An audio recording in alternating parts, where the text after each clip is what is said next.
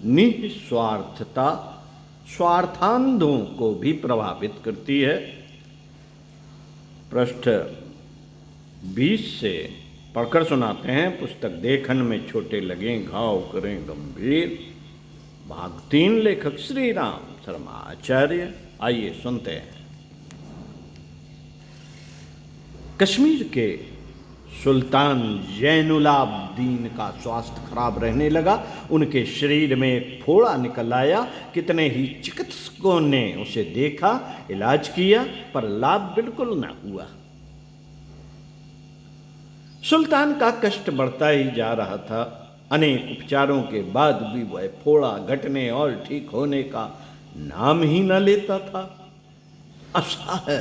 असह्य पीड़ा से सुल्तान कराहता रहा। उसका विष सारे शरीर में फैलने लगा। अब किसी को उसके जीवन की आशा न रही। राज्य की हिंदू जनता पर अत्याचार करने वाला सुल्तान अब मृत्यु की तैयारी कर रहा था। एक दिन श्री भट्ट नामक कश्मीरी वैद्य ने सुल्तान के पास संदेशा भेजा। सेवक को भी चिकित्सा करने का एक अवसर दीजिए। मैं भी आपके राज्य का निवासी हूं और आयुर्वेद का साधारण ज्ञान रखता हूं। सुल्तान को अपने स्वस्थ होने की तनिक भी आशा न थी। फिर भी श्री भट्ट को उसने बुलवाया। सोचा कभी कभी जड़ी बूटियों की साधारण सी दवाइयां चमत्कार दिखा जाती हैं, अतः श्री भट्ट को दिखाने में भी क्या हानि है। उन्हें सुल्तान के सम्मुख पेश किया गया। उन्होंने बड़ी बारीकी से उस फोड़े के कारणों को जानने का प्रयास किया।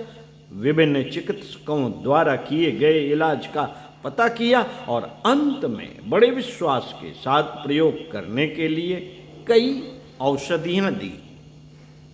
एक सप्ताह के उपचार के पश्चात घाव से मवाद निकलना बंद हो गया। पीड़ा में भी कमी आ गई। इलाज निरंतर चलता रहा। लगभग 1 महीने में वह फोड़ा ठीक हो गया। 1 महीने में वह फोड़ा ठीक हो गया।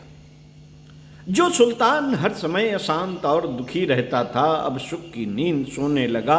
शाही चिकित्सक श्री भट्ट से ईर्ष्या करने लगे, पर सुल्तान उसके इस जादू से बहुत प्रभावित हुए। किसी को आशा भी न थी कि सुल्तान कभी राज दरबार में जा सकेगा। स्वस्थ होने पर वह दरबार में आया और उसने सर्वप्रथम अपने जीवनदाता वैद्य श्री भट्ट की मुक्त कंठ से प्रशंसा की। उस समय श्री भट्ट भी वहीं उपस्थित थे।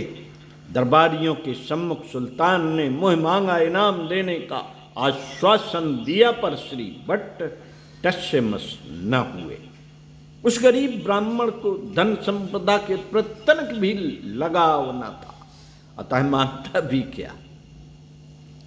दरबारियों को ही नहीं, सुल्तान को भी उसकी त्याग वृत्ति पर आश्चर्य हुआ। उसने कभी ऐसा निस्वार्थ तथा सेवा भावी व्यक्ति देखा न था।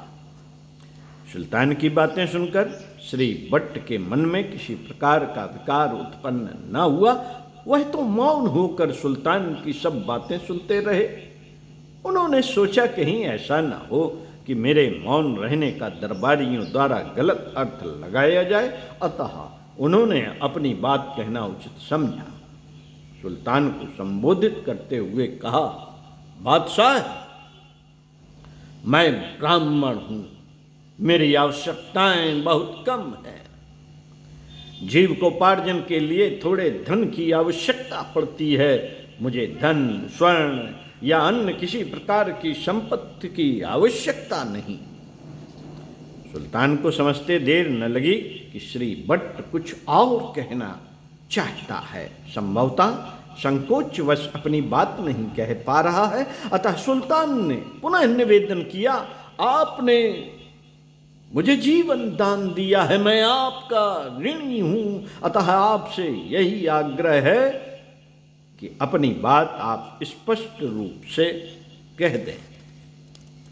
कश्मीर नरेश, यदि आप मुझे पुरस्कृत करने पर ही तुले हुए हैं तो मेरी कुछ बातें मान लीजिए, यही आपके द्वारा सबसे बड़ा उपहार होगा। कहिए, मैं आपकी आज्ञा का पालन करूंगा। आप विश्वास तो रखिए। आपकी नीतियों से असंतुष्ट होकर कितने ही हिंदू कश्मीर छोड़कर अन्यत्र चले गए। अब तो आपके राज्य में हिंदुओं के केवल 11 परिवार ही निवास कर रहे हैं। मैं चाहता हूं कि सभी हिंदुओं को वापस बुला लिया जाए और उनके साथ भी वैसा ही व्यवहार किया जाए जैसा कि मुस्लिम जनता के साथ किया जाता है। हिंदुओं को अपने धर्म के अनुसार कर्म करने, वेशभूषा पहनने तथा बच्चों को शिक्षा देने की सुविधा प्रदान कीजिए। आपके लिए तो राज्य के सभी नागरिक समान होने चाहिए। श्री भट्ट की प्रत्येक बात स्वार्थ रहित थी। उसने अपने बादशाह से कुछ नहीं मांगा, इसलिए उसकी धर्म और जात के प्रति निष्ठा को देखकर दरबारियों को भी आश्चर्य हुआ। सुल्तान पहले ही श्री भट्ट को आश्वासन दे चुका था, अतः उसने सभी बातें मानकर हिंदू और मुसलमान दोनों के प्रति संभाव रखना शुरू कर दिया। अब वह हिंदू विद्वानों का भी आदर करने लगा था। उसने श्री भट्ट से गीत गोविंद तथा योग वशिष्ठ जैसे ग्रंथ भी सुने, अनेक तीर्थ स्थानों की यात्रा की। सुल्तान के दृष्टिकोण में परिवर्तन लाने का श्रेय वैदराज श्री भट्ट को था। ऐसे प्रलोभन से रहित त्यागी व्यक्ति ही अपनी जाति और धर्म के लिए महत्वपूर्ण कार्यों का संपादन करते हैं। भला ऐसे व्यक्तियों पर कौन गर्व न करेगा। ओम शांति।